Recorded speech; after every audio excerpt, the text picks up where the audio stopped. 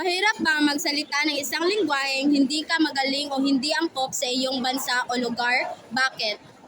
For me, mahirap siya because it's not the place na kinalakihan ko and ang language is not the language na una na learn ko. Magandang araw sa lahat at tayo ay naririto para mag-interview.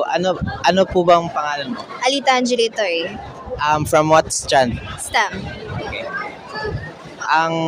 Yung katanungan ay, ano-anong mga wika o dialekto na kadalasan mong pinagsama-sama kapag ikaw ay nakikipagkomunikasyon?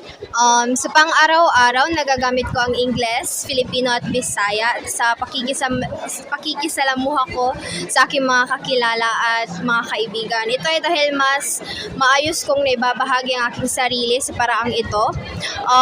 Dahil ang Bisaya ang aking unang wika at I'm very much exposed sa Ingles at Filipino. Thank you. Pwede ba kitang may interview? Pwede. Ano ang pangalan mo? Christian. Sa palagay mo, anong mga wika o dialekto ang kaya mo pasabayin sa paraang alam mo?